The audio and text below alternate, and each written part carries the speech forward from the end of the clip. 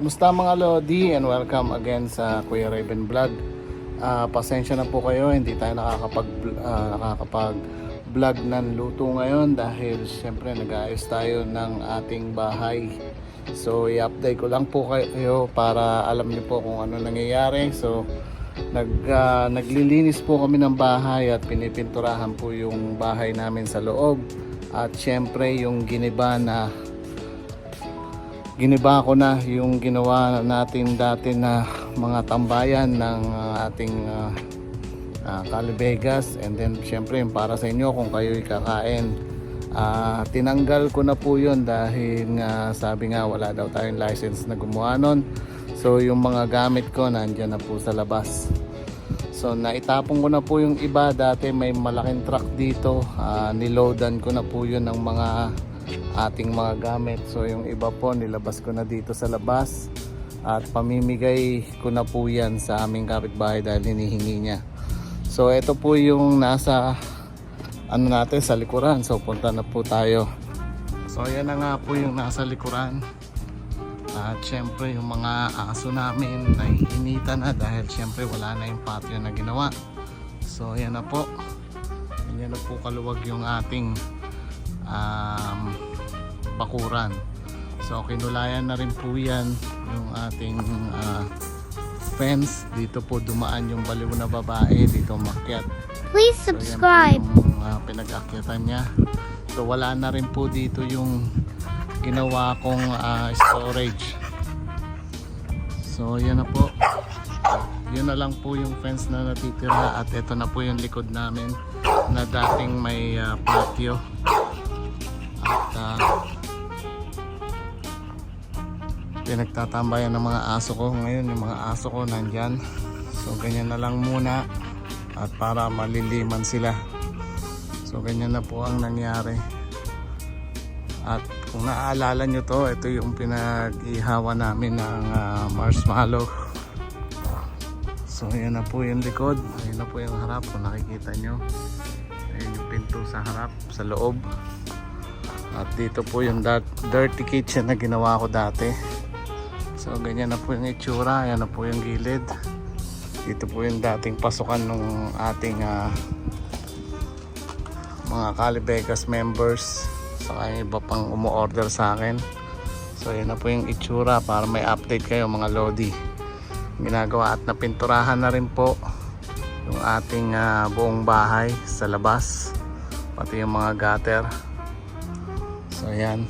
So ito po yung pinagdadaanan dati. So may kulay na rin po yung ating pintuan dito. So ito na lang po yung hindi nagagawa. So tatanggalin din po yan lahat-lahat dahil nga hindi magandang tingnan daw. So napinturahan na rin yung mga bintana. So yun, pati yung pinagpapasukan natin dati. So yan po yung entrance na papasok dito sa aking bakuran. Ayan mga Lodi. So pagpasok nyo dito, yan na yung makikita nyo, maluwag na yan mga Lodi. So yan po yung ating update sa ating vlog for today. Dahil syempre alam kong hindi ako nakakaluto ngayon at pasensya na po kayo dahil yung mga umu-order sa akin hindi na po ako muna nakakapagluto. Dahil yung kitchen natin, papakita ko sa inyo kung bakit. Nagpipintura din po sila doon. Kung naalala nyo to mga Lodi, yan, nakatambak na lang sa labas.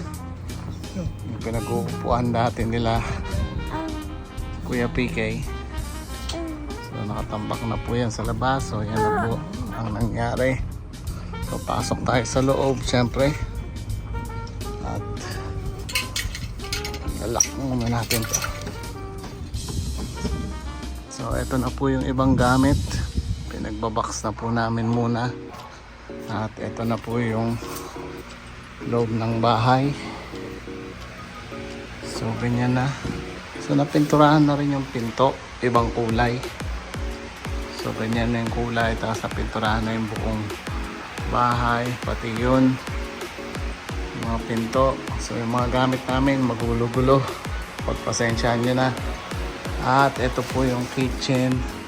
Dahil nagpipintura po sila dito. Kaya hindi tayo makaluto. Nakikita nyo madumi. So kawawalis lang dahil nga tumutulo pa yan dito. So ito na rin yung papalabas natin. Kung naalala nyo, dito kami dumadaan papuntang backyard. So dyan yung may dirty kitchen. Ngayon wala na, diba mga lodi? So backyard na kaagad yung makikita nyo. Yan po ang ating latest update. So yung mga kwarto din pipinturahan mamaya. So hindi pa po natatapos. So pero yung buong bahay napinturahan na. Lalagyan na lang ng trim yung iba. So baka lagyan din yan ng trim na paguhit na ganon. So yan po mga lodi po. Mga lodi ang ating latest update. At ang init sobra. Bilis kong pagpawisan. So hindi po tayo makapagluto sa kitchen dahil nga may ginagawa pa. Mamaya-maya lang pupunta na dito yung painter para gawin uli at babaklasin niya to. Papalitan niya daw ng iba. So yan po yung nangyayari ngayon sa ating Kuya Raven vlog mga lodi. So maraming salamat pa rin at nag-stay kayo sa ating vlog. At hanggang sa susunod, baka pag nalinis na to, i-update ko rin po kayo mga lodi. So hanggang dito na lang at magkita-kita tayo. So again, pasensya na po sa mga umu-order. Alam ko pong marami kayong naghihintay. Pasensya na po, hindi po ako makagawa ng order ngayon. Don't Hindi forget tayo makaluto. to Puro na lang tayo subscribe. bili ng pagkain ngayon. So yan po yung nangyayari sa ating Kuya Raven vlog. So hanggang sa susunod na vlog mga lodi, maraming salamat. Ingat po kayo parati.